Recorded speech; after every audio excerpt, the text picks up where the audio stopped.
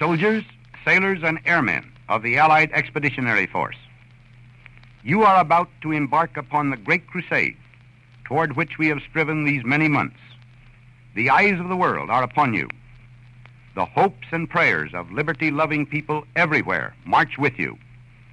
In company with our brave allies and brothers in arms on other fronts, you will bring about the destruction of the German war machine, the elimination of Nazi tyranny over the oppressed peoples of Europe, and security for ourselves in a free world. Your task will not be an easy one. Your enemy is well-trained, well-equipped, and battle-hardened. He will fight savagely. But this is the year 1944. Much has happened since the Nazi triumphs of 1940-41. The United Nations have inflicted upon the Germans great defeats in open battle, man to man. Our air offensive has seriously reduced their strength in the air and their capacity to wage war on the ground. Our home fronts have given us an overwhelming superiority in weapons and munitions of war, and placed at our disposal great reserves of trained fighting men. The tide has turned. The free men of the world are marching together to victory. I have full confidence in your courage, devotion to duty, and skill in battle. We will accept nothing less than full victory. Good luck, and let us all beseech the blessing of Almighty God upon this great and noble undertaking.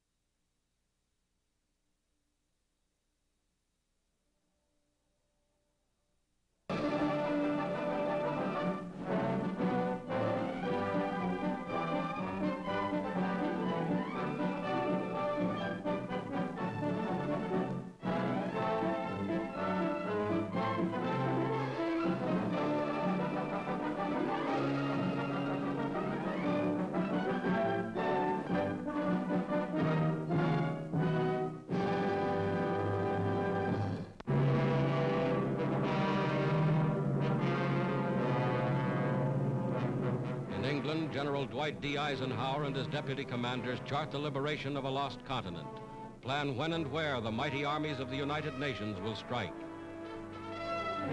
Today, northern France is that battleground.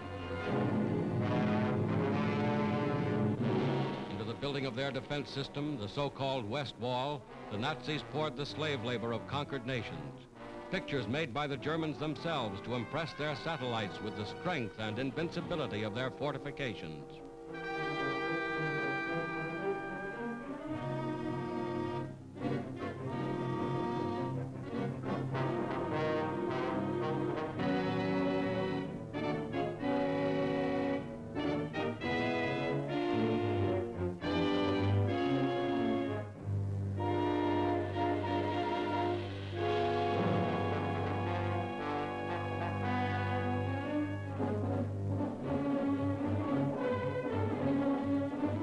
Within steel and concrete emplacements, 4 years in the making, the Germans have amassed every known weapon of defense. Whether those weapons are enough to stop the Allied onslaught will be proven in the struggle that lies ahead.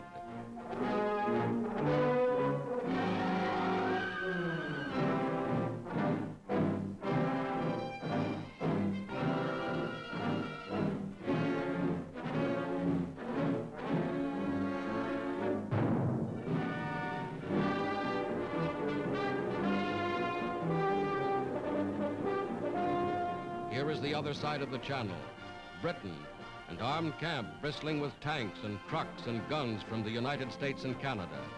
Here is the fruition of 4 years of planning and production. Here is a glimpse of England as the Allied armies awaited D-Day.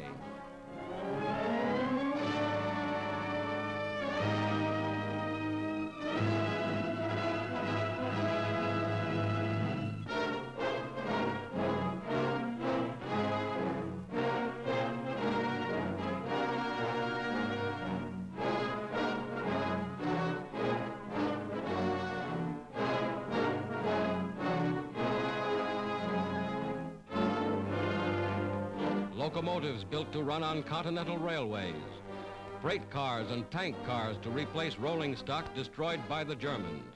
All this and more is included in the gigantic preparation for invasion.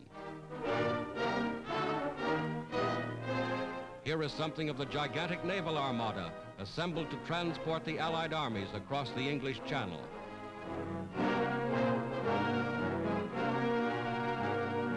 Here is something of the ingenuity of Allied engineers.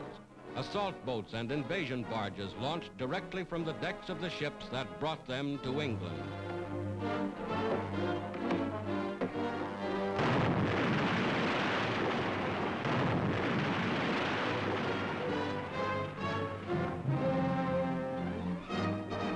Week after week, the fleet grew in numbers. Steel ships of every description, ships expressly designed and constructed for the mission upon which soon they were to embark.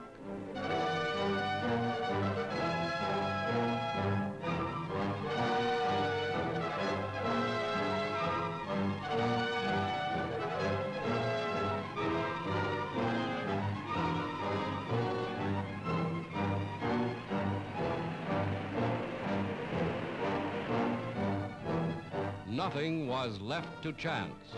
Every loading operation was rehearsed and timed in advance. Every soldier knew his station. Every man knew just where he was to fit into the gigantic pattern. Daily they boarded their ships. For all they knew, they were bound for France or Belgium or wherever their commanders had decided to strike.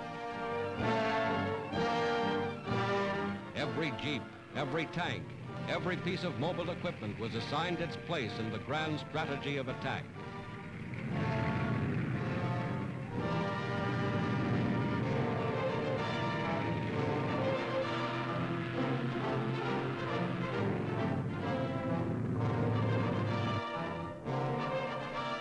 Then on the 5th day of June, 1944, just as you see them here, a fleet of more than 4,000 ships put out from England. This was D-Day, 4th anniversary of the Battle of Dunkirk, and the Allied armies were striking back.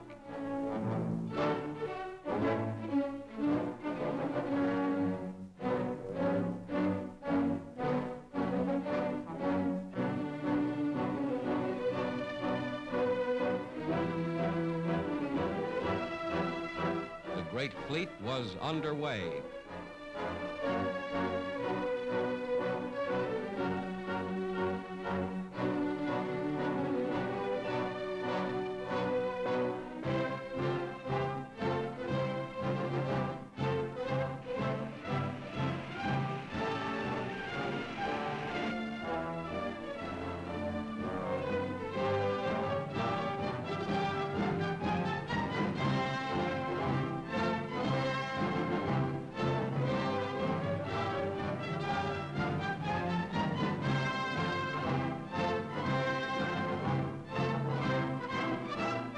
Morning of June 6th, this was the battleground. Fierce fighting around Caen. Vast squadrons of bombers and transports led the way. More than 11,000 planes spearheading the attack. Paratroopers landed in Normandy behind the coastal defenses. Landings made with timing and precision, perfected only through scores of rehearsals like this.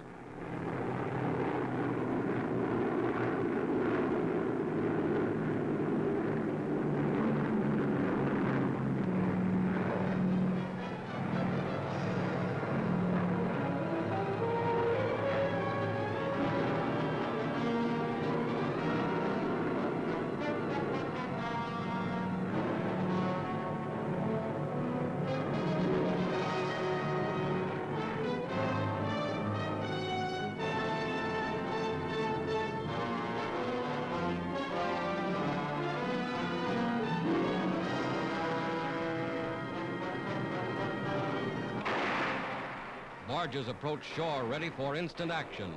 Some bearing artillery and rocket guns already opening fire.